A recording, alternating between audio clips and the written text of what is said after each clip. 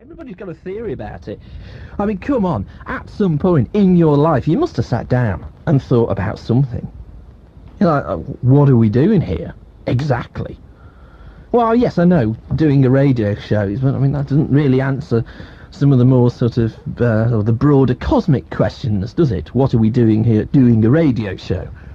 I mean, it wouldn't have impressed any of the Greek philosophers, that particular little answer. But you must have a theory on it. Now, you might explain why we're here by lots of people like the Supreme Being, or as we know him in Liverpool, Bill Shankly. Lots of people, you see, Supreme Being, very popular. So is it a Supreme Being? Is it somebody's idea of a joke? I mean, it could be. It could be Jeremy Beadle. Jeremy Beadle may very well be God, and he's just pulling a huge prank on us. We don't know. I don't know. Anyway, I haven't got a clue why we're here. So I was rather hoping you might be able to help with this particular one. Also, last night, if you're listening last night, if you're trying to get through last night, I'm dreadfully sorry about that. But it's the point of the matter was that we had John Starkey on the show last night, and John's a clairvoyant. And we had, was it 264, 265 people, and those were just the calls we could answer. So if you tried to get on last night and you couldn't, do accept my apologies, because, well, no, don't. If you don't want them, I don't care. But we thank you for trying, and we'll have John back on the midnight line just as soon as I get back off holiday. And I believe that he's on WABC tomorrow, John, with Dave Myatt at, is it 1 o'clock?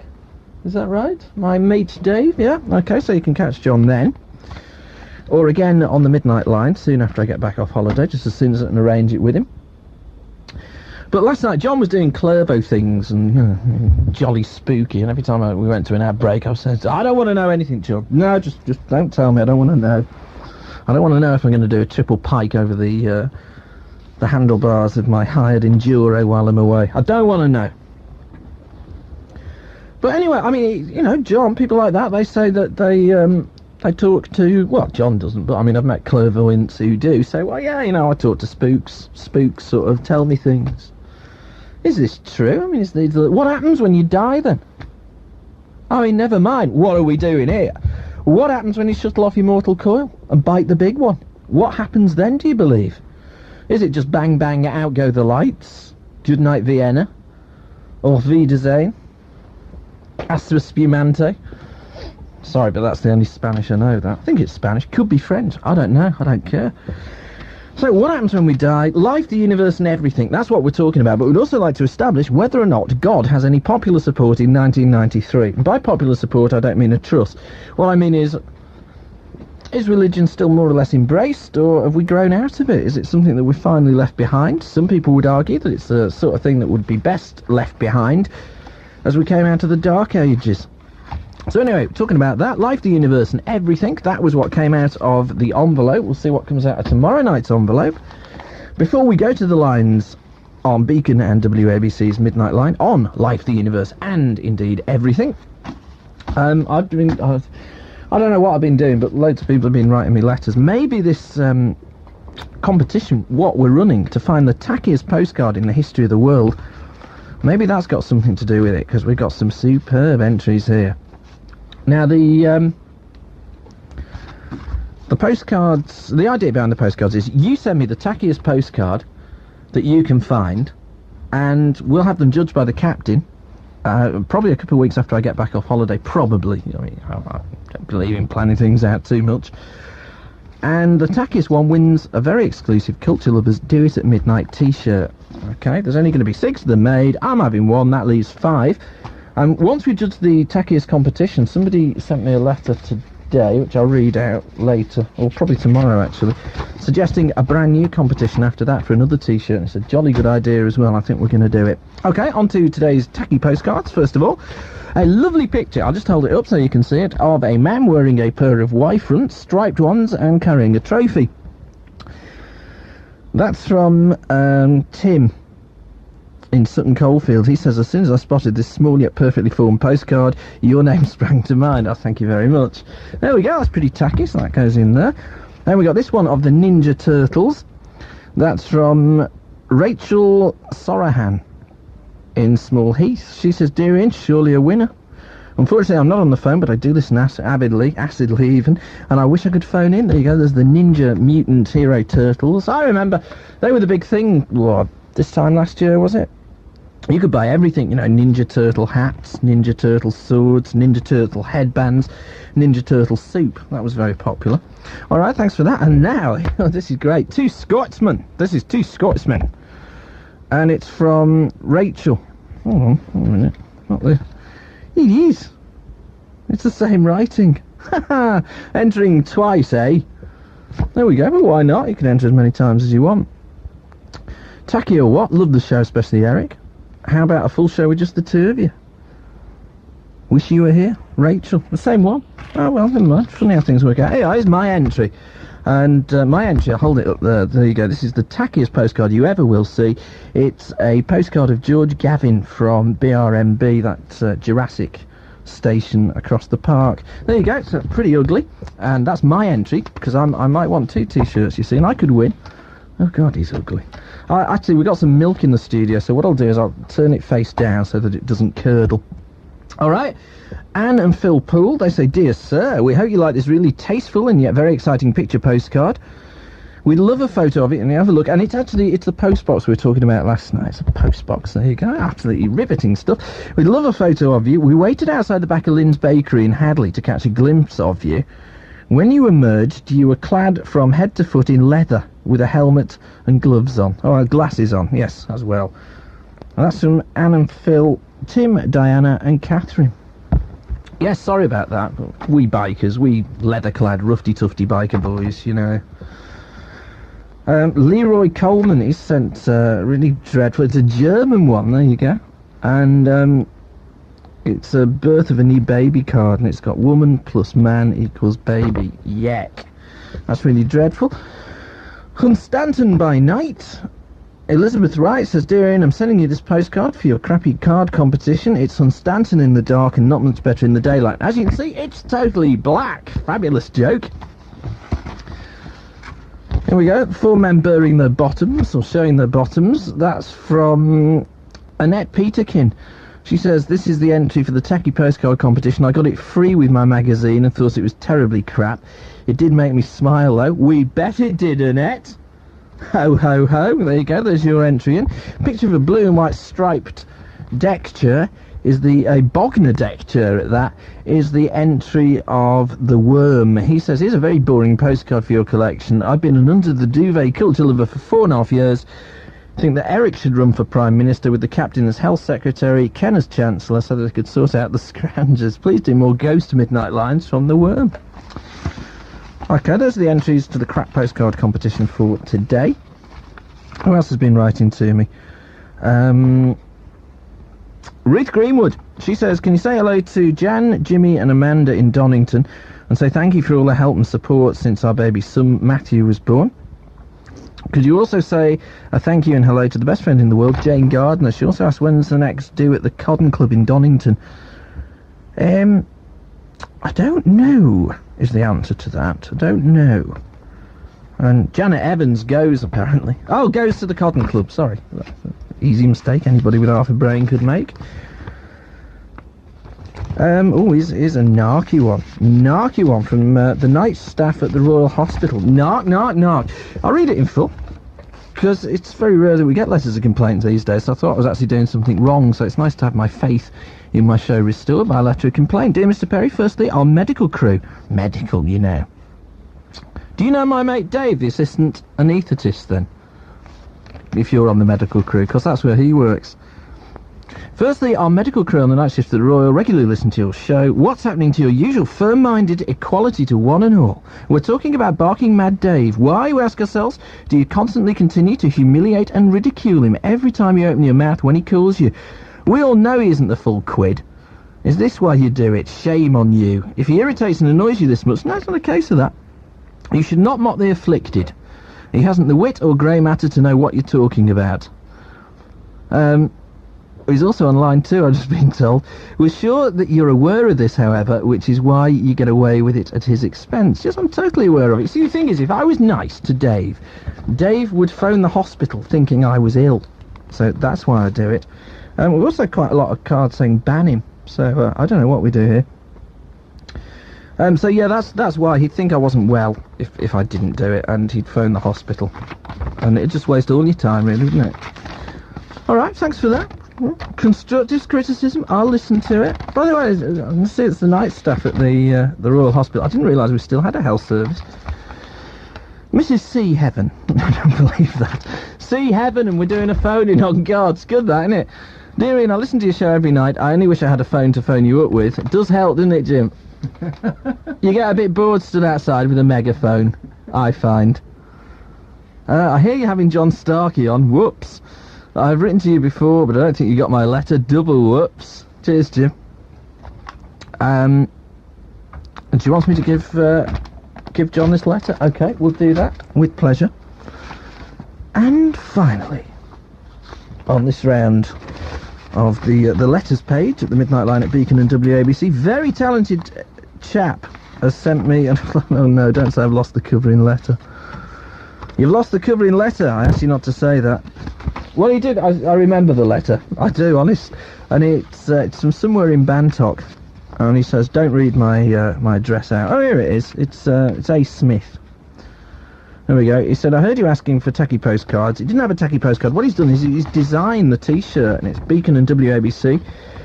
Culture lovers do it at midnight T-shirt. There you go. And that's me with the scruffy hair, with the telephone. That's very good. That. And then there's another one here, Bantock Park on Sea with beautiful homemade beaches. I like that. Very talented you are. That's what you are. Very talented. Okie doke, thanks for those. We'll put it in as your entry, but I think it's far too talented to actually win. 267 Tettenhall Road in Wolverhampton, 28 Castle Street in Shrewsbury. Those are the addresses for your correspondence. Where should we go first? We'll go here first. We're talking about God on the Midnight Line at Beacon and WABC. Life, the universe and everything. Why are we here? We'll have an answer to that question by 2 o'clock. We're going to solve the mystery of the universe by 2 o'clock. What do you believe in? Let's find out from Tony. Good morning, Tony. Good morning, Ian, and greetings to all your listeners on WABC and Beacon. Now, you're not off your trolley, are you? Because a lot of people ask me, are you off your trolley? Well, I hope not, anyway. No, you're not, are you? I hope not, no. You're not off your trolley. Well, I mean, if I said I was, that wouldn't prove anything. If I said I wasn't, or was, it wouldn't prove anything. Now, that is the essence of Catch-22. Have you ever read that? I'm not. Have you ever read Catch-22? No, I haven't, actually. I'd read it. It's very, very good. No. Now, I'm passing on this information from Benjamin Krem. Right, okay, thanks, Ben. And, you see... Why are we here? He says that the God's representative is here, the Lord Maitreya. Well, yes, I understand. He is in London. Right, God's here. God's representative. God's representative is here, and we will shortly see him on our television screens. The Christ himself, that is. The Lord Maitreya. Pretty big day for the civilized Western world, really, isn't it? Yeah, well, you'll be prepared for it. About 2 weeks before, they'll say the Messiah will speak at 3 o'clock on a certain day. How are they going to get that in the Radio Times? Because the Radio Times is printed like 3 months in advance, isn't it? Well, I don't know. Well, they'll probably have to put a little slip in, won't they? You'll probably know about a fortnight before, so that all the major networks of the world will be announcing it. But not the TV or Radio Times, because they're printed too far in advance. No, and they're sometimes wrong, aren't they? They're sometimes... Well, it's because they're printed in advance, you see. Yeah, I know from my days in advertising that you have to send your copy in, like 2-3 months, 2.5 months before it actually hits the newsstands. Yeah. So I just think that they'd need a little more notice, that's all. Yes, about God, I think we're all part of God, and actually... But what are we actually doing here? We're all what is part the of point? God, you see. What is the point? We are God. We're... Oh, I'll go with that. I am God. We are part of God, and the Lord Maitreya has given a prayer. That's only a very short prayer, a very simple and profound prayer for the new age. Will you let me just give it? It'll only take about half a minute. Yes, go on. I have given it before on Beacon, but if people will only, sort of meditate on this, if they want to make a note of it, I'll go ahead. This is a prayer for the new age, given by the Lord Maitreya, the Christ himself, and he says, I am the creator, the prayer is, I am the creator of the universe. I am the father and mother of the universe. Everything came from me, everything shall return to me. Mind, spirit and body are my temples for the self to realize in them my supreme being and becoming. And that is a prayer for the New Age given by the Lord Maitreya. And you see, he's saying the I in that is you. Me. The I is you. When you say, I am the creator of the universe, that is you, or me, or whoever's saying it, you see. So we all created the universe? Well, we did really. In a way, yes, that's true, because we're all part of the one creator. You see, in the Bible it says, in him we live and move and have our being. It's like a child, it's like a baby and its father in a way, really, you see. The father and the baby are really the same person in a way. The baby becomes the father, doesn't he, in time? But then what is the point of existence exactly? I mean, let's face it, you get 70-odd spins round the sun, right? Then it's ashes to ashes, funk to funky. Well, you know, he will teach reincarnation, that we come back life after life after life. It's a bit difficult to teach reincarnation. I would have thought that you either know how to do it. Well, I mean, when I say teach reincarnation, he'll teach the fact of reincarnation, that reincarnation exists. Oh, so we're already doing it, are we? So we do it automatically, you know. I suppose it's automatic anyway. Well, it would have to be really, wouldn't it? Because I don't. It's like birth and death, you see. Birth and death, and then it's birth again, and death again, and birth and death. You see, we go from childishness to second childishness, I suppose, and then we die, and then we go on, and you know, and that's how we go on, and we learn. We haven't got one life to learn to be perfect, and we've got probably thousands of lives, you see. So if I make it's up to us, you see. If I continue to make a mess of this one, then. It doesn't matter too much because there's another one along in a minute. Yes, that's true. But I mean, you're only making suffering for yourself in a way, really. Are they like buses? Like you wait for ages and then 3 lives turn up at once? Well, I don't know. It's I don't know how that is. But I know that that the sooner that you so what happens? You try to become perfect, the less lives you have to become perfect. You become a master once you're perfect, or perfect, relatively perfect, shall we say. You become a master like the Christ, and the Christ is the master of all the masters. So that is the point of existence. And you've no need to come back then to the earth to reincarnate, and they're helping us. They've no need to come back really. Is there anywhere else you can go to reincarnate? I don't know. Does it have to be the earth? That's a good question for you, isn't it? It is really. It's a good question. Do you get a choice of destination? Well, I think it's usually. He said it's usually in groups. Mr. Clem said it's usually in groups, groups of people sort of come back, and you may meet somebody in this life and you think, I've seen him before somewhere. I've not actually seen him, but I feel some connection with him, or her. It may be that you've met him before. Could it be then that it's a bit like going on a package holiday if you buy it at the last minute, that they don't actually tell you your destination but you still go with your mates? Well, I suppose it's something like that. You don't know really where you have sort of relationships to work out. Karma, what they call karma, the law of cause. That's another thing that it'll teach, the law of cause and effect, and it's all tied up with this reincarnation. But the basic reason we are here is to evolve to the point where we don't need to evolve anymore. It's a quest for perfection. Actually, we still evolve, I believe. Once we've no need to come back on the earth, but we still evolve even after that. The Christ himself is still evolving, I believe. It's relative perfection, And we evolve and evolve until, as you say, we've no need to come back. And these masters, that's part of their evolution now, to come back and help us, to come back, and they've got to learn to work in group formation or something. So they're helping us as well, you see. So what happens when you're totally perfectly 1,000,000 zillion % evolved? Well, I don't know that. I mean, that's a great mystery. I mean, even as Mr. Clem said, even the Christ himself is still evolving, So I don't know, they go perhaps to other star systems or something like that. So it's not a 5-minute job? I don't think so. And the speed is up to you. I mean, if you want to sort of go to perfection quickly, then you'll sort of try and get your act together, Okie dokie.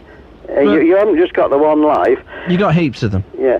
And there's another thing I'd like to tell you. I had a word with Mr. Krem the other day on the phone, and I asked him. You remember Stephanie Slater? Yeah. The kidnapped victim. She saw a vision of Christ when she was in this wheelie bin, didn't she? Do you remember? Yes. She had a vision of Christ, and they haven't mentioned it a lot, the media haven't, since where that have you first been? time. No, where's you really been? Yeah. And, when she was suffering, it was, of course, she saw this very vivid vision of Christ, and I asked him, was this Maitreya? And he said, yes, it definitely was. It was Maitreya. There is a physiological argument to that sensory deprivation leads to hallucination. Well, if you like want the to body. believe that. I mean, Mr. Krem is very usually Physiological very accurate on fact. these things. Physiological fact. Because if you float somebody in a sensory deprivation suit in a swimming pool, sooner or later they'll start to hallucinate. And the theory behind it is that the body needs constant stimulus. And if there's no stimulus available, what happens is you make your own. Well, that's one answer. But Mr. Krem said it was definitely Maitreya. That's what he said anyway. And he's usually pretty accurate over these things because Maitreya would, he would sort of appear before her, and that's one of the ways he appears before people, either in a vision or in dreams, or as actual physical manifestations. He has appeared before Gorbachev, actually, several years ago, several times, I believe, and people all over the world, prisoners. He does healing as well. He could have taken that pigeon muck off his head. Which is that? Gorbachev. Oh, no. Oh, don't be like that. Eh? Listen, I'm going to move on. Anyway, I hope you have a nice holiday. You're very kind. All the best to you. Ta-ra, Tony. Cheerio. There we go. If you sort of dig through that, then what Tony's saying is that his system of beliefs include the fact, or as far as he's concerned, it's a fact, that God's representative, that'll look pretty impressive on a business card, God's representative is alive and well and living in London, but the whole point of being here is to reincarnate until you achieve, like, karma perfection, which is a very, very long job, and probably not something that you're going to see featured on Blue Peter in the near future. Okay, so that's Tony's view of the universe. What's yours? Right, a lager, please. Sorry, I thought I'd say it before you did. 754-123 in Wolverhampton, 236-235 in Shrewsbury. We'll be back to the lines after these. The summer sale at MP Computers is exactly what you need. They hand-build computers to your requirements, like 486 Super VGA colour systems for just £890. MP Computers are main dealers for Samsung and Citizen, and right now Citizen printers come with free Amiga word processing software or Windows print enhancement for IBM compatibles. For network systems, upgrades, baseline accounts and specialist software packages, plus repairs for home and business, visit MP Computers, Abbey Street, Lower Gornal. Call 0384 458 576. On Sunday, August the 1st, Hollybush Aquatics plays host to the annual BKKS Mid-Staffs Koi Show. From 11 a.m. you can consult the experts, talk to the dealers and see some of the finest koi in the Midlands, all undercover. Admission is just £1 and children under 14 go free. For details, call Hollybush Aquatics on 0922 418 050. Hollybush Aquatics, M6 Junction 11, Warstone Road, Shares Hill. In the big MEB sale, there are some unmissable deals on home entertainment. There's up to £50 off hi-fis. There's up to... Excuse me! That's better. Now, where was I? Oh, yes. There are some great savings on top brands like JVC and Akai. There's up to £50 off the recommended retail price of Sharp TVs. And on most things, you won't have to pay a penny till January 94. The big summer sale at MEB. The bargains are so good, you don't have to shout about them.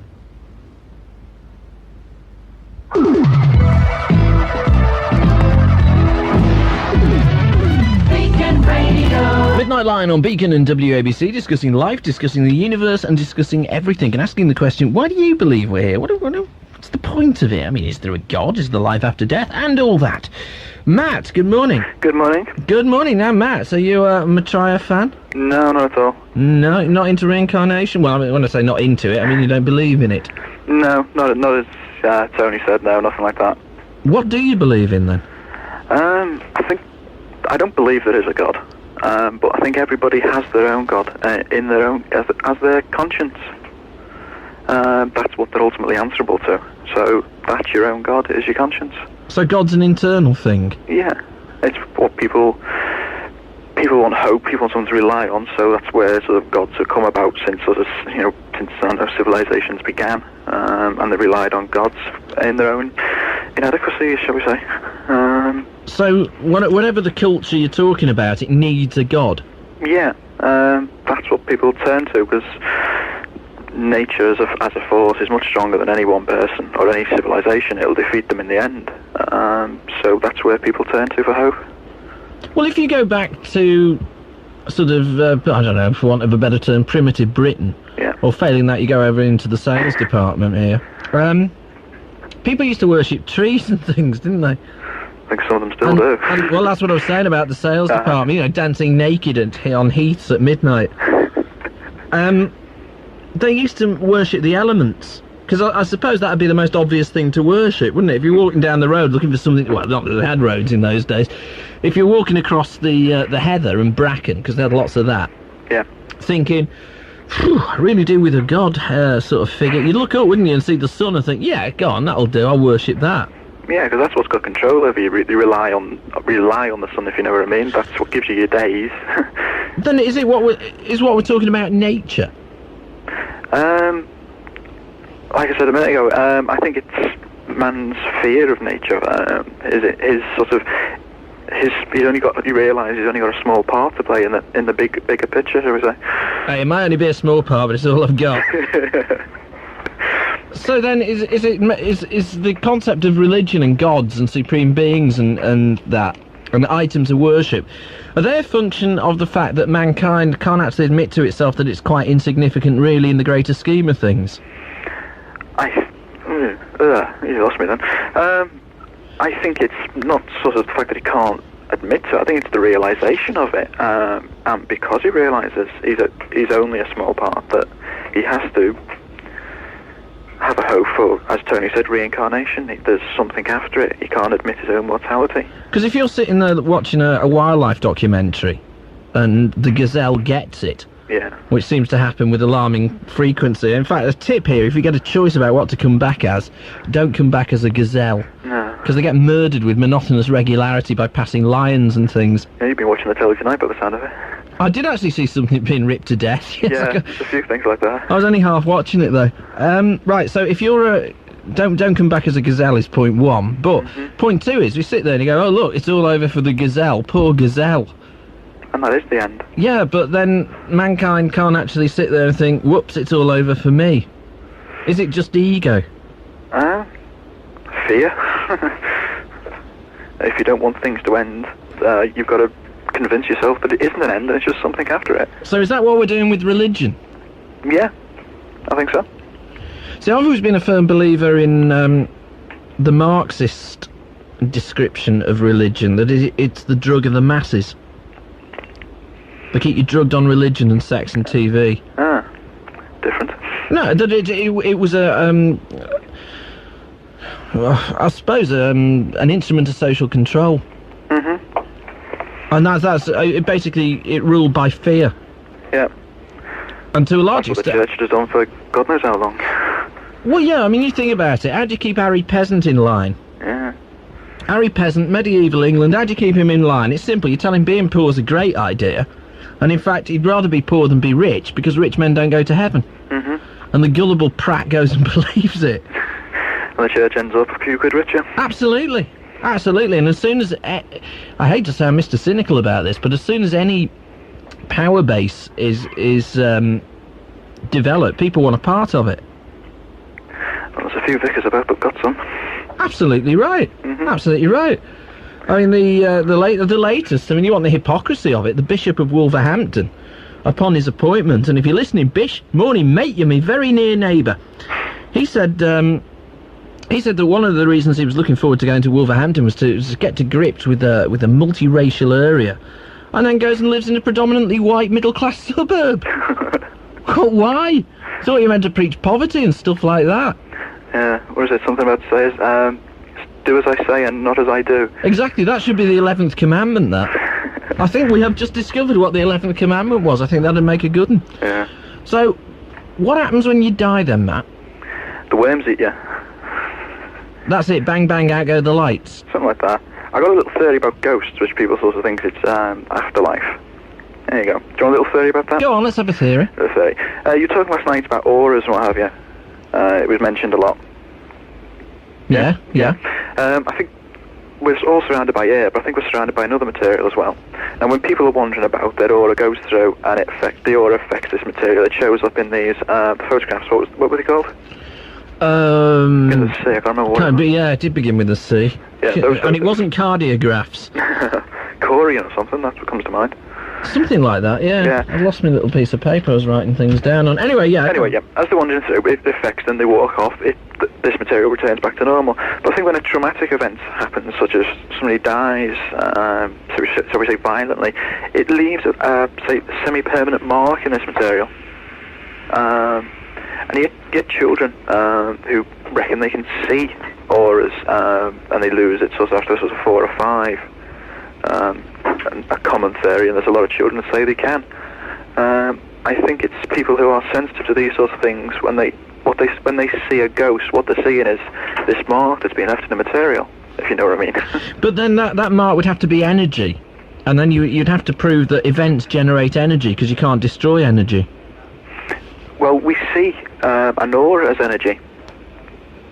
To take a photo of it, it's got to be something there physically, or whether it be in a physical term as we know it, or as an energy form. And if this material is there, like it's like a jelly, if you dent it, then that mark will stay there, whether it be permanently or just for 200 years, 300 years, whatever. So there you go, 35 minutes into the programme. We might not have explained the existence of mankind yet, but we have explained ghosts. There we go, write that one down. All right, I'm going to move on, Matt. Yep, okay. Thanks for that. Bye-bye. Sarah. There we go, Matt, with his theories on life, the universe and everything, why we're here. 754-123 in Wolverhampton, 236-235 in Shrewsbury. Ghosts, that was something Matt mentioned. So if you've got evidence of ghosts, I mean, if you've seen a ghost, is that necessarily is it evidence of life after death? Or is it, as Matt says, it's just like an imprint on the cosmos? Is it an imprint on the cosmos, or is it sort of some spooky spirit, what used to be alive and is now dead? Which one do you believe? If you've seen a ghost, give us a call, 754-123 in Wolverhampton, 236-235 on Shrewsbury. Next, it's Neil. Good morning. Hello. Good morning, Neil. Hello, it's my first time calling. All right, out with the nice pills. Out with the nice pills. Now then, Neil. Yes. Life, the universe and everything. Why are we here? Well, I don't think it's a question of why we're here. It's a question of if there's anything afterwards. There's a sort of passage in the New Testament, in Paul's letter to the Corinthians about... Starts off, Dear Corinthians, hope you are well. Yes, well, they wrote to him, and after he'd set up a church there, in Greece. Did he? Well, yes, that's what they did, you see. After the disciples travelled to different parts of the globe, around the Mediterranean area, and set up churches and so on. I wonder which one of the poor sods got Iceland. It probably took a long time to get. Or even worse, Stoke. Right, okay, so Paul went across, wrote a few letters to the Corinthians, and in those letters... Well, they sort of doubted whether once you're dead you could be resurrected, you see. It's a pretty fair worry, isn't it? And I think that's what...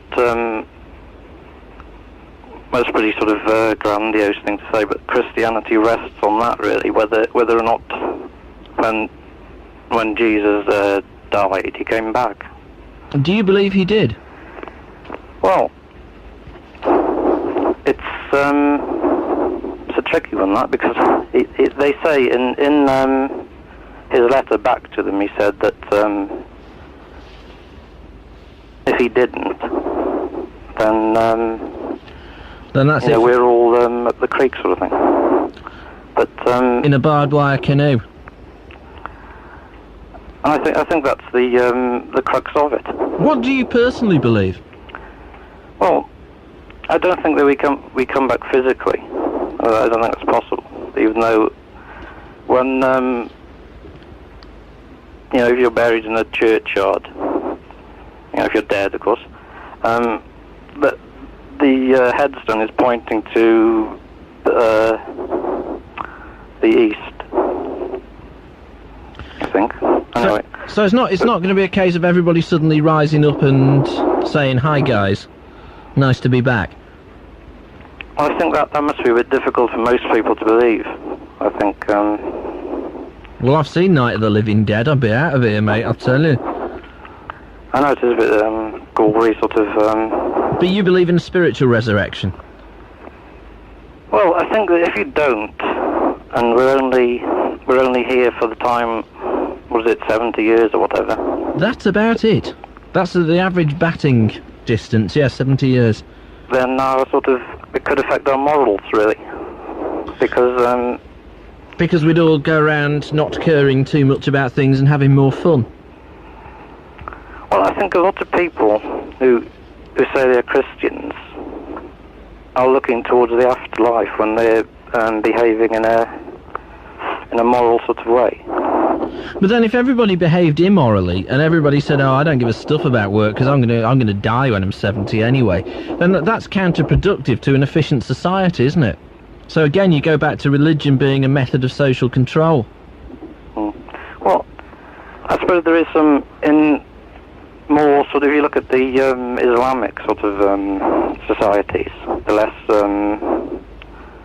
I was listening a while ago, some guy said he was about Egypt, and people can't read and write in Egypt and so on.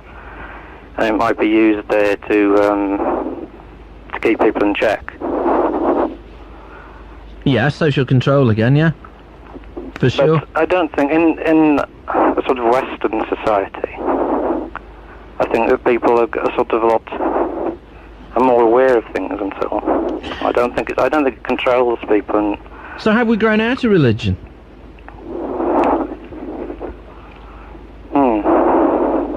Have we just left it behind?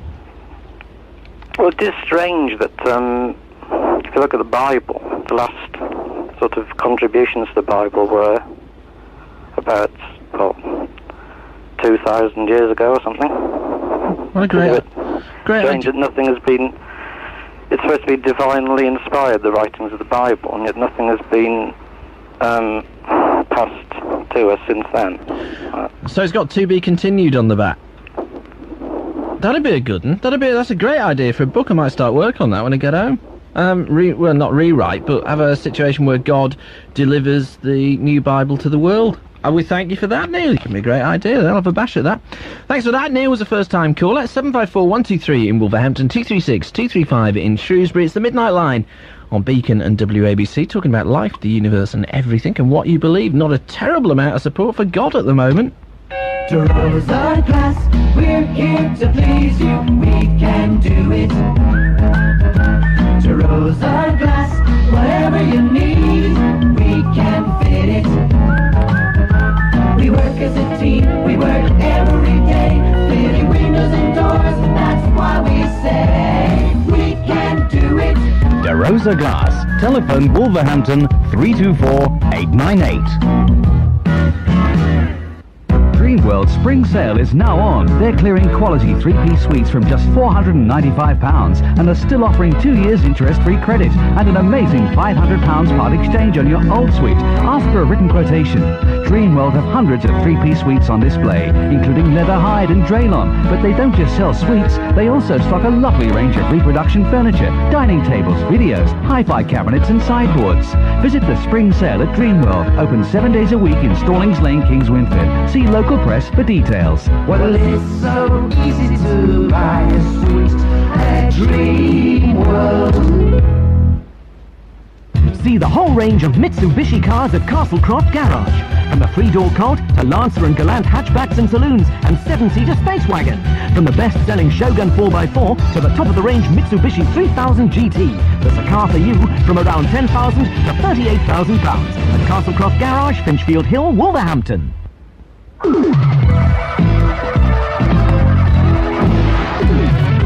Beacon Radio. Midnight Line on Beacon and WABC, talking about life, the universe and everything, and I just promised to be nice to him. He's barking mad. Dave, good morning. Morning, how are you? Very well, thank you. I just got back in about an hour ago. Well, I was just in a good match tonight between Birmingham and Liverpool. Oh, good. And it was Liverpool brilliant second half, and both teams got down their base at the end.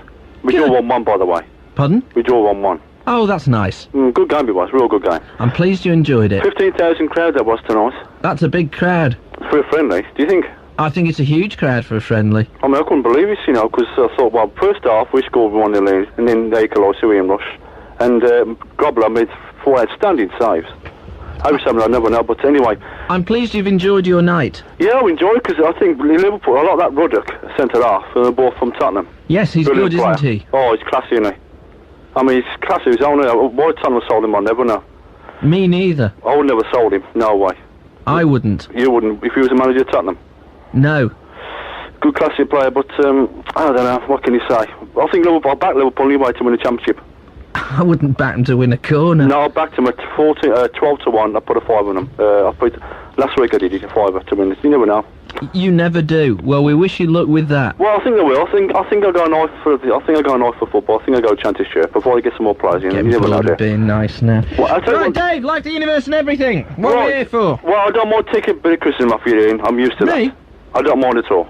No, I don't. You No, think I don't mind at all. Whoever wrote that letter to you, to me, thanks very much.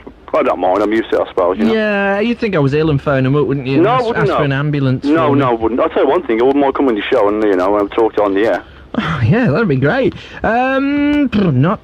No, I don't think we could do that, Dave. But anyway, you have to make do with the phone. Why are we here? What happens when you die, Dave? Well, when you die, you just turn to ash, don't you, really? You don't reincarnate yourself, really. Unless you're a superhuman being born twice out of a spirit, I suppose, So that's it? It's No, just no, 70 well- years and then you're dead? No, you just waste away. I don't think you're born again unless I suppose, you're reincarnating some other human force, something like that, you know what I mean? So it's just oblivion? Yeah, I think so, because what you got to look at... Thank you, Dr. Doom. Pardon? Thank you, Dr. Doom. No, it's really, if you die, you die. I mean, you're born this earth and you die as well. That's the way it's supposed to be, isn't it, really? I'll be 100 years, I That suppose. can't be it. Well, I don't know, I mean, what can you say? I mean, like, I've seen my brother got killed in 67.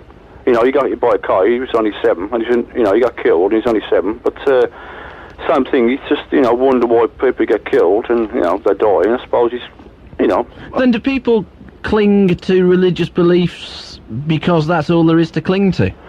Well, basically, yeah, I agree with that, yeah, I think so, yeah, because what you got to look at today, people, good to God, they do their Jehovah's Witnesses, they go all these Christian things, and, Catholics, and, what they believe in, and whatever. I think some people believe in that much, it's like Jehovah's Witness when you refused a transfer blood and you died in hospital, because you refused, to their beliefs. Well, they said that wasn't the case. They said that the two events weren't connected, but then they would, wouldn't they? Yeah, they would, wouldn't they? Yeah, because I think myself, I think the hospital should have done something about that, really.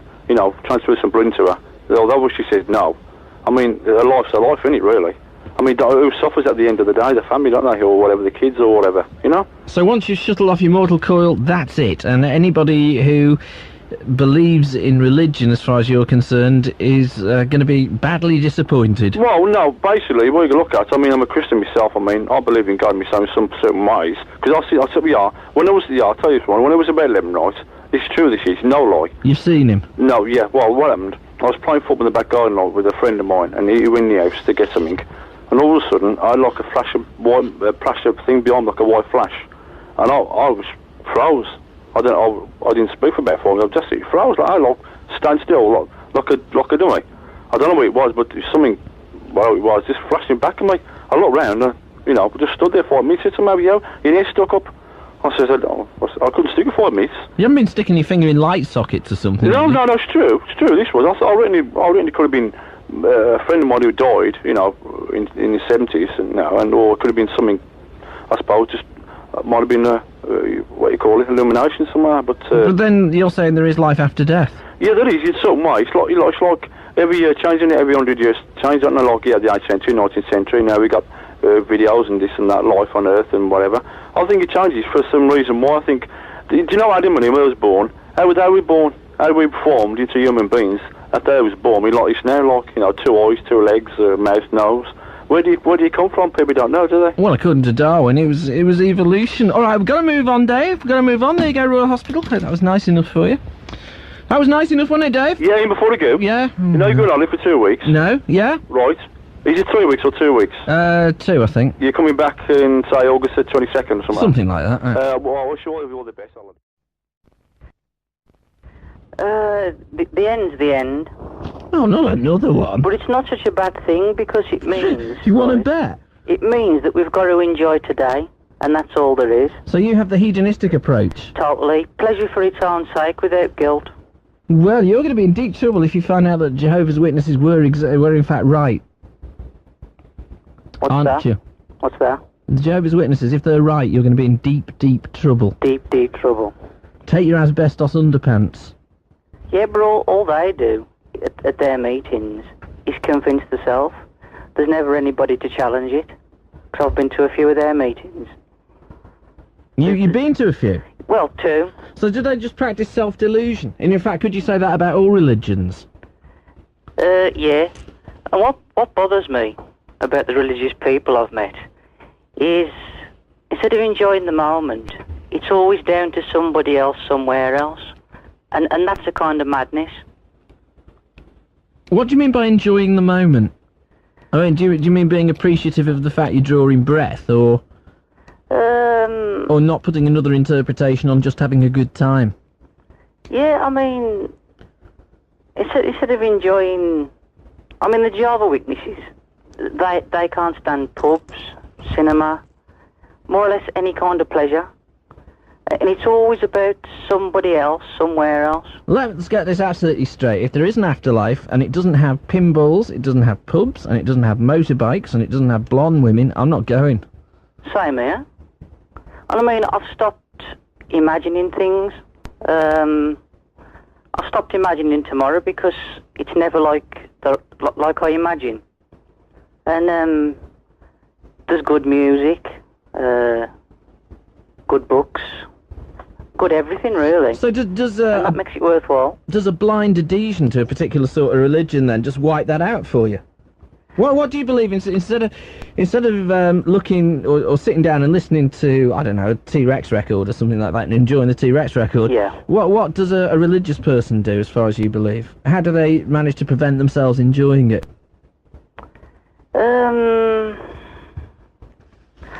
Personally, I think it's because they enjoy it too much, and that's especially true of the Catholics. They enjoy it so much that they think that something's bad is bound to follow, and it's all down to guilt. I know that for a fact. Well, you've been to a few of those meetings as well. You're a bit of a religious groupie, if you don't mind me saying. Well, I checked it out, instead of just, like, writing it off without checking it out. I mean, I went to some Catholic masses at the oratory, and the place Our Ladies itself, of Perpetual Guilt. Yeah, and the building itself is quite impressive, the statues and the pictures. Isn't that a bit worrying? What's that? Well, the churches have got so much money. Well, not that the Church of England has anymore, because it lost something like 80 million on property deals. But that a church has 80 million to lose in the first place, I find slightly worrying. Well, that's what put me off. I was okay until the mass started, and then it was a case of trying to explain the unexplainable. And then they bought the background to put the money in. And at that point, I just thought, this is a complete load of rubbish. No way to refer to the deaconess. Never mind. That was the end of it for me. And that why? Because it was money orientated. Yeah. I mean, the only religion I've got time for is Buddhism, and they don't believe in reincarnation. It's a myth. I've heard that so many times. Or, you like Buddhism, and they believe in chanting and reincarnation. What do they believe in then? Living the simple life. And enjoying it.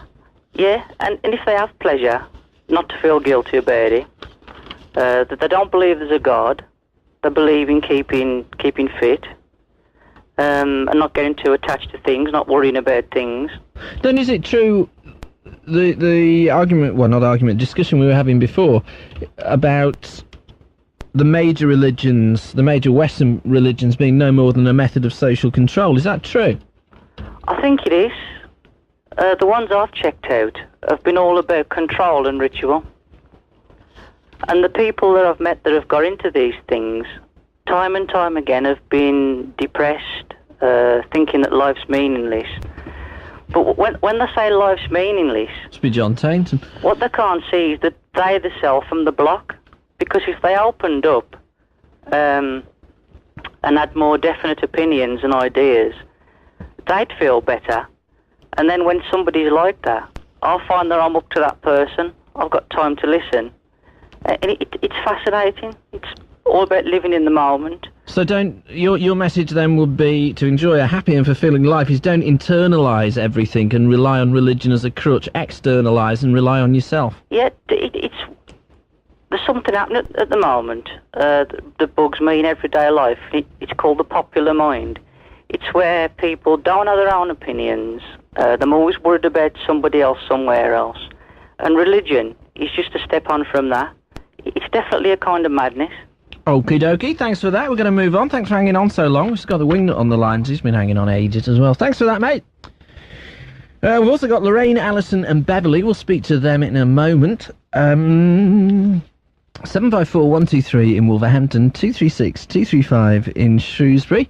And hasta la vista, babies, because we'll be back to the lines after these. It's the greatest show on earth. Beacon Radio. Midnight Line on Beacon and WABC, discussing why you think we're here. Is there a God? Is there life after death? What's going on? What's the point of it? And regrettably for God, very few people... I'll do something about that gut. Anyway, very few people phoning up and saying, well, yes, of course God exists. What's wrong with you, heathen? Who we got next in the brethren? Wingnut, good morning. Good morning. Good morning, Mr. Wingnut. Mystic Mog. Oh, can I call you Wing for short? Wing for short, worth to his friends. Well, okay. Or better known as Wingnut the Clairvoyant. Okay, Wingnut the Clairvoyant. I've just got one message that's come through tonight. And what's that? For Barky Mad Dave. Yes. The Guinness Book of Records will be in touch with him shortly. Okay, and that's the sayings of Gypsy Rose Wingnut, is it? Gypsy Rose Wingnut. Or Gypsy Rose worth to your friends? Worth to my friends. Okay. Well, getting back to the big G. Yeah, what are we here? Are we here for any particular reason? I think we're here to live our lives. And when we go, I'm a bit debatable what happens. I don't think there's any God, purely because nobody's proved to me otherwise. One thing's for sure, though, isn't it? We're all going to be finding out. Yep, well, we're definitely all going. But I've had where I used to work, I was working there one night and was working away. And there was two. I was turning around and we saw a shadow walk across the top end of the bakery. So if you told me that a few years ago, I wouldn't have believed it. Hank Marvin. Probably. Straight for the fridge, straight for the petition. Just, you couldn't actually pick out any particular feature. It was just like somebody, to me it looked like somebody all in black clothes, cloth cap type. What did you do after you changed your trousers? I damn near went to the toilet in my undergarments, but there you go. No, it wasn't that bad. You didn't feel any threat. Just, the normal thing, like your hairs on the back of your neck. It's a horrible feeling, that, isn't it? It really is horrible. It was about the same sort of thing with my wife when we used to live in Birmingham. There's an old woman died at the place where we was.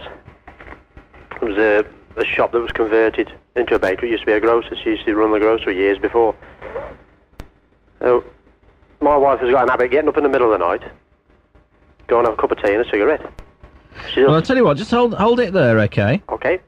And we'll discover more after the news on Beacon and WABC as to the mysterious lady who used to run the grocers and then died. Did she reappear in front of Mrs.? We'll find out, only on Beacon and WABC after the news at 1. We're talking about God, creation, life, the universe, and everything really, and trying to establish why we're actually here. We've already explained ghosts, that was our achievement for the first hour. Next hour, we'll be explaining and giving you a definitive answer about why we are actually here. We'll be back to the lines after we've caught up with the news. Beacon Radio News. For 1 o'clock news, this is Peter Russell. A 16-year-old youth has been charged with the murder of 9-year-old Akhlaq Ahmed at a park in Slough. The teenager, who's not been named, was arrested in the Slough area on Tuesday after some of the child's clothing was found in a stream. Thames Valley Police say he'll appear before the town's magistrates later this morning. John Major's leadership faces a crucial test today when voters go to the polls in the Christchurch by-election. The Conservatives are defending a majority of more than 23,000. IRN's Paul Rowley reports from Christchurch. It's a critical contest for a government with a slender Commons majority of 18 and without a by-election victory in 4.5 years. The Conservatives have held the affluent Dorset constituency since 1910, and at the general election it was regarded as the party's 15th safest seat. Traditionally, the Liberal Democrats have been the main challengers, with Labour finishing third at the last 6 elections. In total, there are 14 candidates. Paul Rowley, IRN Christchurch. A 13-year-old has died after being trapped in a sand tunnel he made on a beach in Wales. The boy was in the sand for 20 minutes, while his father and 2 brothers watched aircraft taking off from a nearby RAF base. The Foreign Office says it's talking to the United States and France about imposing tougher sanctions against Libya. The statement condemns the Tripoli government for its refusal to hand over 2 men suspected of carrying out the Lockerbie bombing. Elton John's selling his entire record collection of 70,000 singles and albums to raise money today for a leading AIDS charity. The Sotheby's auction could fetch £150,000. Darryl Upsall of the Terence Higgins Trust says it's a great gesture. The those people who've been to view it have commented to us that it's a treasure trove. Made comments like, if it isn't in this collection, it simply was never recorded. It really is something quite special, from demo labels to very rare items going back to the 50s blues and soul era. To give something as personal as a record collection is really quite something. Independent Radio News. The latest satellite picture is produced by John Warner from orbital station Meteosat 4, the most accurate forecast. Some heavy rain expected overnight, though it will remain mild with a low of 12 Celsius, 54 degrees Fahrenheit. Later today, continuous rain at first, followed by sunny intervals with scattered showers in the afternoon. Cooler and fresher than yesterday, maximum temperature 19 Celsius, 66 degrees Fahrenheit. The outlook Friday, sunny periods with occasional showers, average temperatures. The weekend will be dry with sunny periods. The temperature now, we've reached the overnight low, 12 Celsius, 54 degrees Fahrenheit.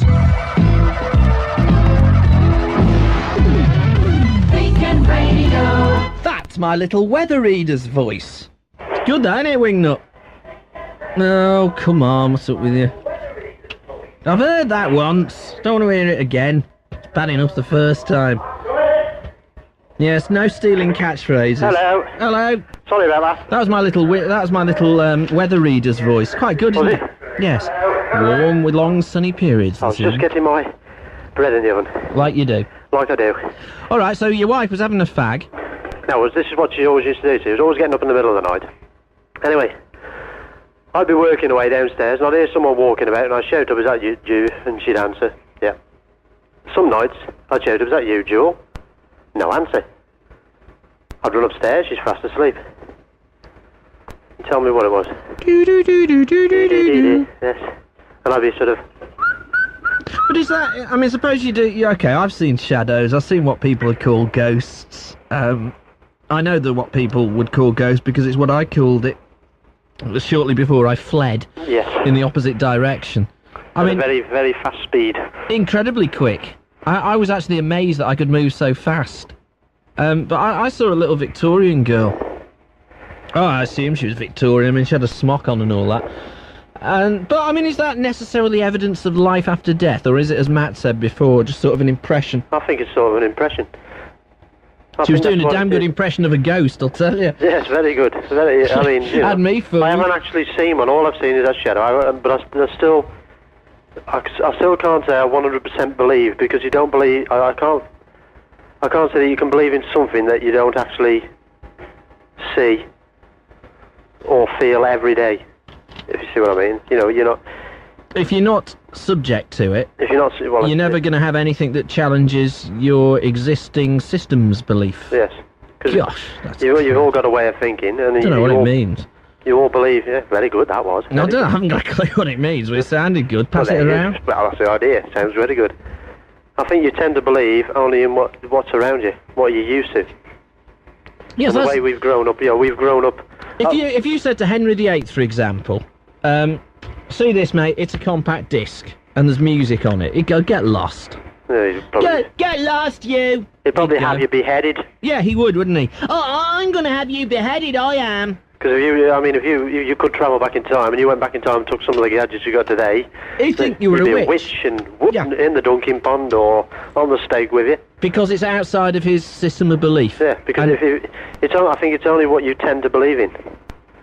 If you're brought up for the church, and you're there all the time, then I think you're going to have a tendency to believe that more than somebody who doesn't go to church. Is it a question, though, because you go from the physical then to the spiritual? I mean, showing Henry VIII the CD machine's one thing. Believing in a supreme being is another thing. Is it self-delusion, as somebody suggested before? I think it is a bit, yeah. I mean, these people who believed in this wacko bloke in America who said he was Jesus and they believed him, I mean, there's something wrong with that. But, I mean, they believed because... Probably... There is, because everybody knows I'm baby Jesus. That's right. And I totally believe that. Yes. Yes. It's true. All right then, Mr. Nutt. Or Where?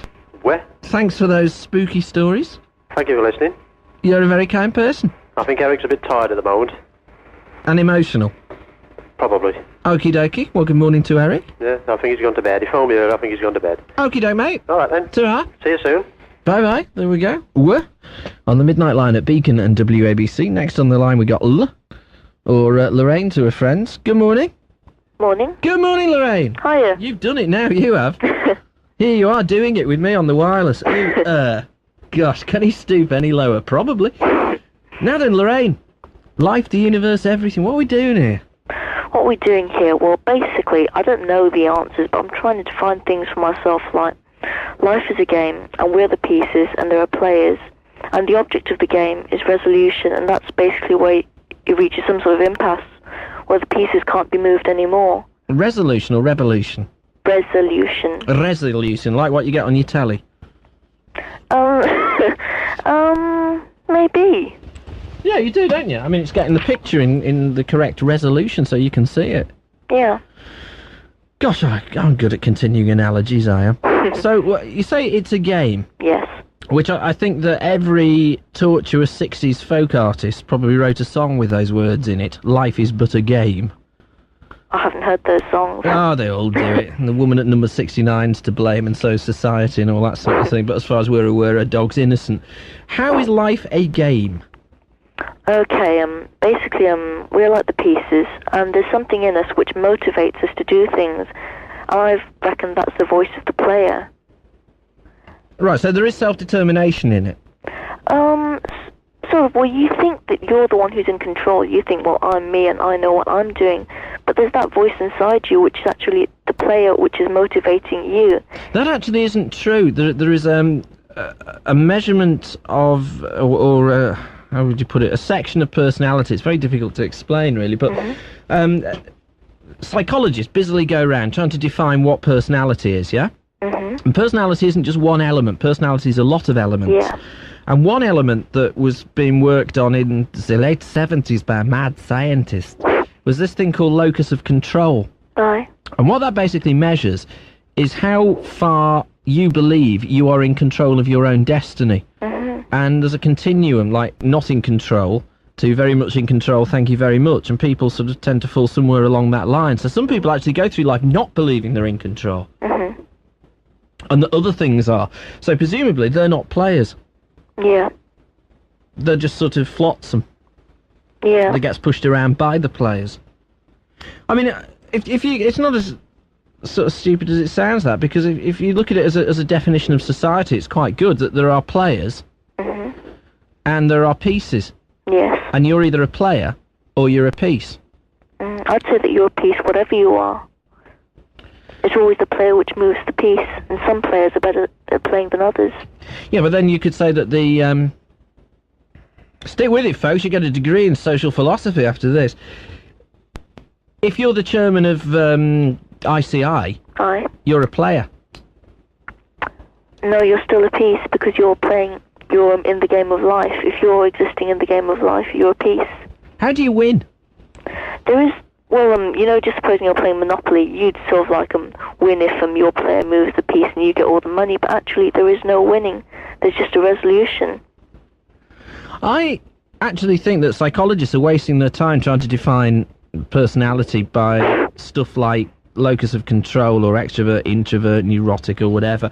I think that the easiest way to define somebody's personality is play them at Monopoly. Yeah. Because I'm not kidding you, I reckon that Mother Teresa would come out as an axe-wielding homicidal maniac if you bought her hotels off her. Yeah. Or she landed on your triple hotels on Mayfair. People show the true colours playing Monopoly. I think I would definitely, before I got married again, I would definitely want to, I'd want to play my future wife at Monopoly. Because it brings out the worst in people. Yeah. I think that's how we should do it. That's how you should define personalities, get people to play Monopoly. Yeah. Cluedo's not the same. Cluedo's more of a sort of gentlemanly game. Monopoly's ruthless. Absolutely ruthless. Tempers get frayed, people get upset. You see them in the true colours. So, sorry, yes, you were saying about winning. Yeah. You can't, then? I don't think you really can. I mean, the player, if you're the player and you're sort of like playing Monopoly, you can say, yeah, I've won. But think about the piece down there. I don't think the piece ever wins. But you see, you're the piece. I think you can win. If you're the player. I think you can win if you're a piece. I think that the element... I mean, whatever... I think that religions are probably too concerned with what happens after this life, right? I'd accept that just on a personal level. I will consider that I've won if, while I'm drawing my terminal breath, the last thought through my mind was, well, that was a good laugh. I enjoyed that. And then who cares what happens next? It's going to happen to everybody anyway. There's not a lot you can do about it. Yeah. Well, I think that in terms of winning, that's probably how you do it. Well, that's how I'm going to do it, and it's how I measure it. Yeah. I mean, it'd be a real bummer to sort of draw your terminal breath and think, God, what a waste of time all that was. Do you believe in life after death? Do I believe in life after death? Well, I know there are so many theories out there, I'm getting confused, but I'm sometimes thinking that after, the game's been resolved, all the players are going to get bored and they're going to play again. And maybe a different player is going to operate you and send you in a different direction. So you're going to have new experiences, and maybe sometimes you can just about remember the old ones, and that's where the reincarnation things come in, when another player had you and moved you in a different direction. So to speak. Do you wear caftans? Caftans?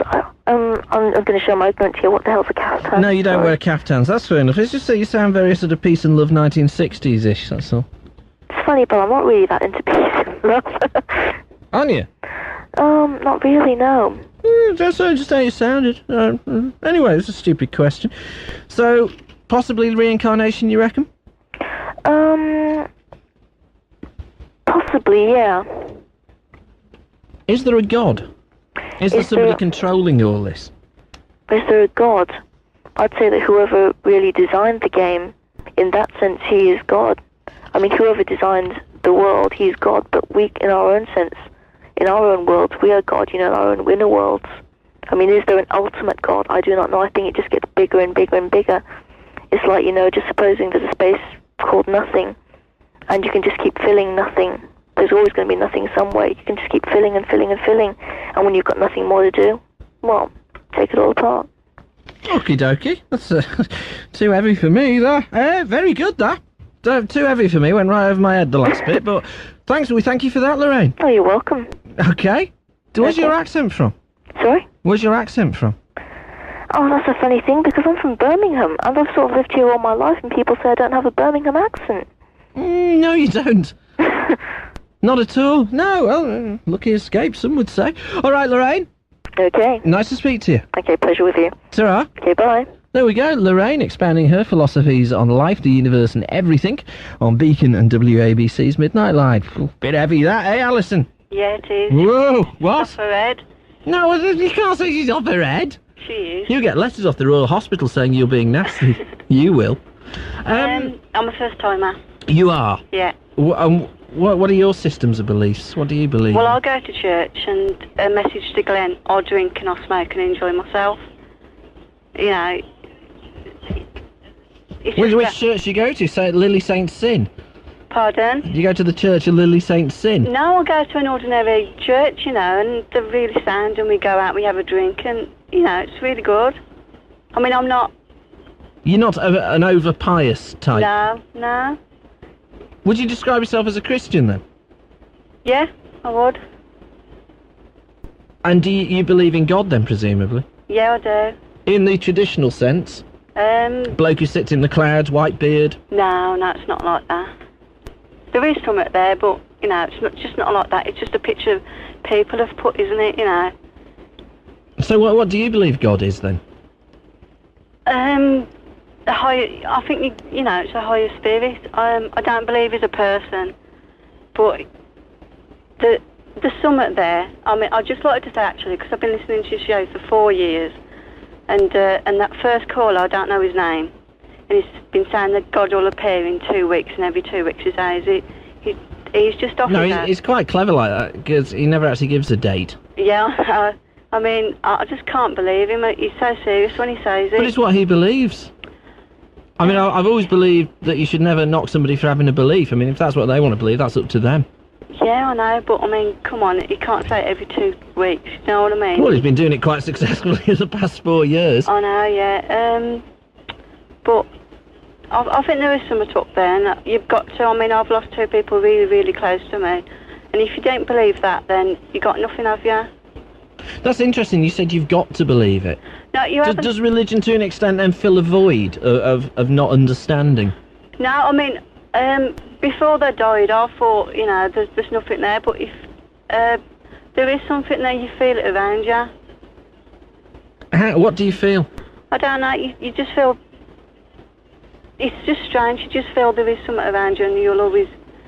I can't explain it, but... I mean, there is certainly something about churches. I mean, I would never, for example, consider burping loudly in a church because it would just be totally the wrong thing to do. Oh, well, I do. I mean, I go in and have a laugh. I mean, I mind. Have they got a bar in this church? No, it's good. I mean, I don't go every week, but I go, you know, every fortnight or every month, you know, but it's nice. I thought it'd be different. I mean, I haven't been christened at all, but, and I was getting really told that you can't get married or you can't be buried one way and you won't be resurrected or whatever. And I had a word with the vicar, and you don't have to be christened as long as you believe in something, you know, that's up to you. You don't even have to go to church, but... So, do you believe in the concept of heaven? Yeah, oh yeah. And what happens in heaven? Well, it's better than this. I think you live in hell, really. This is... Somebody said to me, you're in hell now, and heaven's above when you die. I'm quite enjoying this one. Oh, yeah. It's about time I got on. I haven't got a phone, you see. I'm at my auntie's and I phoned up. So there is a heaven? Yeah. What did they teach you anything about heaven at your church? As to what it is? Has anybody said whether or not there's going to be pubs is what I'm driving at? No, there ain't going to be pubs. You don't go in your body film, do you? It's just your brain, you know, your spirit. So it's just like an astral plane? Yeah. Of total and complete happiness? Yeah. Put my name down for that one then. Alright, listen, I'm going to move on. Is it okay if someone else speaks to you just for a moment? Yeah, why not? Okay, it's Karen. It's another first-timer. 2 for the price of 1, because we've got Karen. Alright, and hang on. Alright. Midnight Line at Beacon and WABC, 754-123 in Wolverhampton, 236-235 in Shrewsbury. We'll speak to Beverly after Karen, then we got Michael, who's a Buddhist. Now, Karen. Hello. Do you go to the same church? Yes, I do. Yeah. I started going 3 years ago. What made you want to go? What made me want to go? I lost my son, age 14. So very tragically. It filled a definite psychological need? Well, before my son died, I went on a few occasions, but I didn't think it was for me, do you understand? Yeah. But I still went along, and I used to come home and tell my husband that I really enjoyed the service, but I didn't take it seriously, to be honest with you. Anyway, that went on several occasions, and then, tragically, the bombshell dropped. My son was found dead. Anyway, about 5 weeks afterwards, after, the funeral, I felt a great urge in my heart to go back to church. And from that day on, I can honestly say to you that my heart was filled, if you can understand or imagine this, with just a little bit of joy and a little bit of hope for me to carry on without my son. And so I continued to go along with my husband, who before Jason died wouldn't go. And we continued to go there for 2 years. And last November, sadly, I lost my husband also. So, and I still go to church. People probably won't understand why I go to church. Why do you believe you go? I feel closer to God. I feel closer to the son I've lost and my husband. I find peace and happiness there, and a hope for me to carry on living, because I think without friends at church and, my faith, I don't think I'll be talking to you right now. So, as far as you look at it, it provides a support? It certainly does, yeah. And it provides a motivation? Yeah. And one day, I sat with my Bible. I bought this Bible, and I read a little passage in, and I think it said it all for me, really. It said, for God so loved the world, he gave his only son. And that, out of all the verses in the Bible, really got to my heart, and it made me feel, just give me strength to carry on. If you had a message for people who aren't religious, what would that be? You don't know what you're missing. I love Jesus, and that's it, and he helps me to carry on. Well, bingo sessions through for what? prayer. No, not at all, no. Church steeple funds? Pardon? Missing church steeple funds. Do you have a steeple at your church? No. What sort of church is it? It's a Church of England. Just a bog standard Church of England? Church of England, yeah. Yeah, it's very nice people there. People have helped me, you know, through these two tragedies in such a close time, and they've helped me along. They've given me the strength and, you know, the hope that's, you know, for me to carry on, really. Do you think, I mean, people are going to be at home saying, well, do you believe that at that time of your life, or after you'd suffered the tragedies, that you actually needed a strong Yes, I did. social system that you could belong to? Yeah, and I needed God in my life. I needed Jesus in my life. And it's as simple as that. It's part of the deal that you sort of strike with them, is that, okay, we'll give you the strong support, but you have to be one of us. No, not at all, no. No, a church is open. You can go and not go again if you don't want to. It's what you feel in your heart. And if you want to give your heart to the Lord, you know, that's fantastic. But you can't make people do that, obviously. But it does change your whole outlook on life altogether. Okie dokie, listen, we've got to move on, but Karen, we're pleased it works for you. Yeah, okay then. All right. Thanks, Ta-ra. bye. Next on the lines, on this line here, it is Beverly. Good morning, Beverly. Good morning, Ian. Well, there we go, couple of believers. Yeah, I'm very glad she's saying peace like that. I wish I could believe like that. Ghosts you were talking about earlier. Yes, we were. Yes, well, apparently ghosts are demons sent by the devil to plague us. So you don't actually see, say if you just lost somebody dear to you, you don't actually see that person, you see what they call a fallen angel. Right, who tells you that they're demons sent by the devil? Well, my son is practicing with the Jehovah's Witnesses. I'm not. I must admit, I don't believe. Not as yet, anyway. And, you know, he does study the Bible. And this is what he says, you know, that the ghosts are actually demons sent by the devil. Yeah, but when I was a kid, my dad used to tell me that the thunder was the fairies moving the furniture around. Yes, but you find out it's not, though, don't you? Well, exactly. Yeah. Exactly my point. Yes. So I think you believe a lot when you're kids. Well, yeah, I'm just saying that is it not possible to find out that ghosts are not actually demons sent by the devil at all, because there's no such thing as the devil? Well, yes, I think you possibly could, but I lost my mother in '84, and I was very close to her, and I think if there was life after death or anything like that, she would have appeared to me, and she hasn't. Well, so, yeah, but I'll tell you what, I'll give you an example. Something that happened to me, well, it didn't actually happen to me, it happened to my first wife. And it was, going back, I suppose, 1985, something like that. Something like that, anyway. Anyway, she woke up, middle of the night, and she woke up, and she could see this woman's face about 2 foot from her face.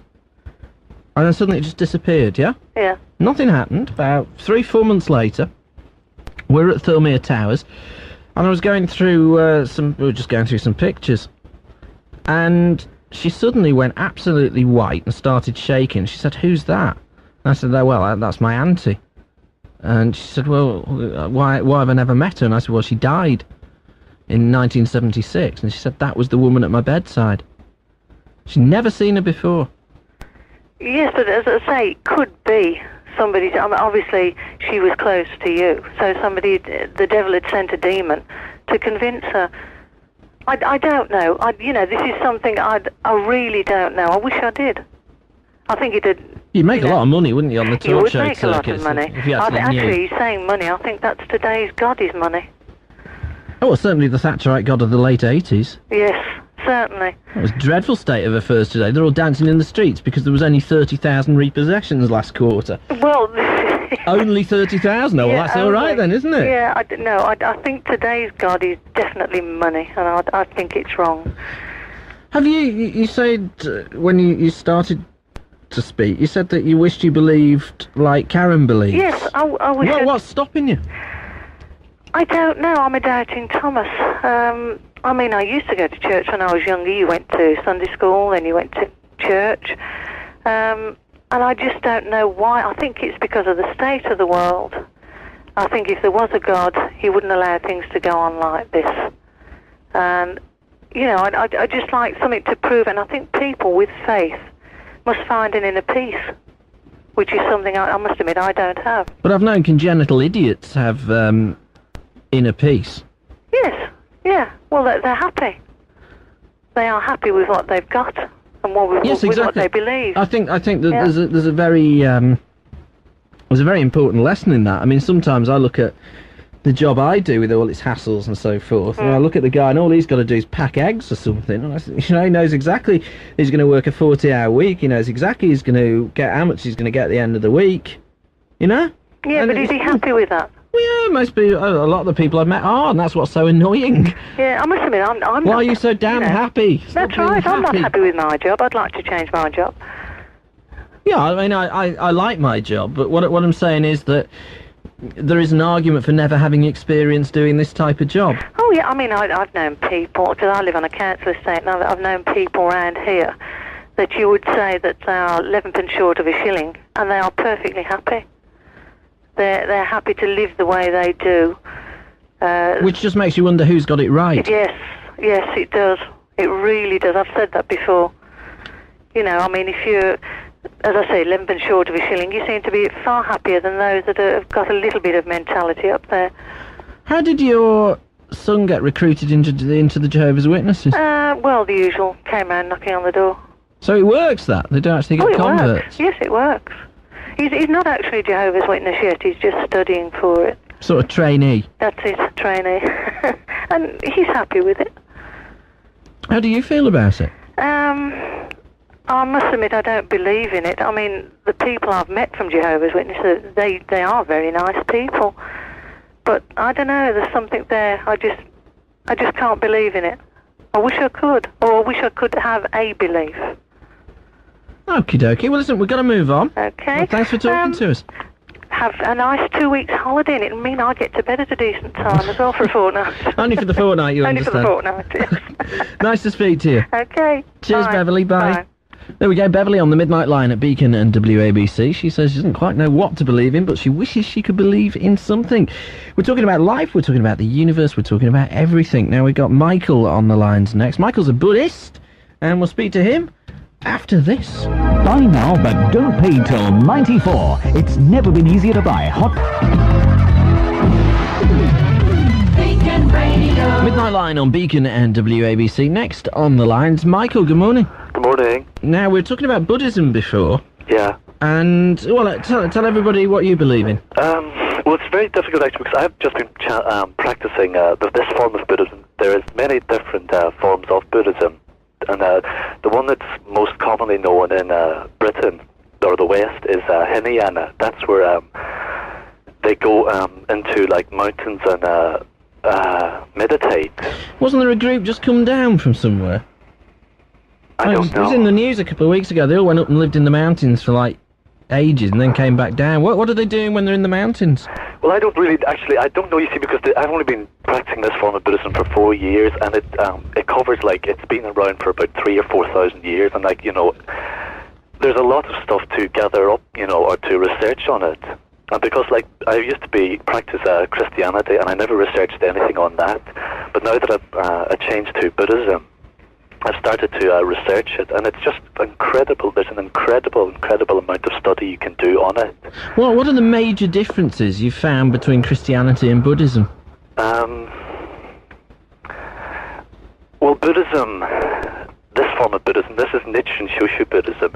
It's called Mahayana, which is the greater vehicle. Hinayana are the type of people, the form of Buddhism that does a lot of meditation, but this is you take this form of Buddhism out into society and change society rather than let society just go along its own way. You try your best to change it. So it's a developing rather than static thing? Yes, it's like, the people around the world are, in control of their lives. Like, whatever, as soon as you get up in the morning, you make a decision, and what that decision, the decisions you make from the get up in the morning to go to bed at night shapes your life, and it shapes your community, and it ultimately shapes the entire world. And it's like practicing this form of Buddhism. It seems to me that one major difference you might argue is that it places control with the individual, whereas your sort of bog standard religions sort of rely on the individual to be dictated to. Well, that's it. You see, this is This is the crux of it. Like, it's total individual power. Like, the individual and the universe are totally the same. There's no difference. There is no difference whatsoever. Like, the universe and the individual don't exist anywhere apart from now. Or, you know, we're just, this is it. You know, this is it. There is nothing else. This is basically it. Nichiren Daishonin, he was the original Buddha, who we class as the original Buddha. He said there is no treasure tower other than Myoho Renge Kyo, and he said, and there likewise, there is no treasure tower other than the people who chant Nam Myoho Renge Kyo. You see, this is the thing about it. We believe the law of the universe, the law that governs the universe, is Nam Myoho Renge Kyo. And when you chant that, you fuse yourself with the law Nam Myoho Renge Kyo, and that in turn is the universe itself. In other words, we ourselves are the universe, and what we do, then it's reflected in the environment. Do you understand? What goes around comes around. Yes, exactly. Yes, that's exactly it. And you know, if you have if the population of, you know, the world are in a very low life state, you see, Buddhism talks about 10 worlds, from hell to Buddhahood. Like, hell is the lowest. That's an incredible, like, low state of life. Like, it's depression. It's just, you have no hope. It's like there's no hope in hell. Basically, that's what hell is. We don't believe you've got to die to go to hell. We also don't believe you've got to die to go to heaven. You can experience heaven on this earth, but Buddhist heaven is like, it's called rapture state. It's like falling in love. It's like that type of state. Do you understand? Good vibrations. Yes, it's not constant. You can't keep it. It's transitory. You can't keep that state. It's a very difficult state to keep. Whereas Buddhahood, because it's Nam Myoho Renge Kyo, it's the universe itself. It's the law that has always been. It always is going to be. There's no beginning or no end. And when you contact with that, it's a continuous thing. Like, you have that state of life the whole time. Do you understand? You see, it seems like what from how you've described it actually fits in with one physics theory of how the universe was created, which was that it was created from well, basically the Big Bang theory was we all came from exactly the same bit. Yeah. As it sort of expanded out to the current size. I mean, everything comes from that. Everything in the universe. Therefore, everything in the universe has to be interrelated. You see, the Big Bang theory is actually, it's very Christian orientated. It's like something came from something. It's a very difficult concept. I actually can't get around it. Like, I find it incredibly difficult to believe.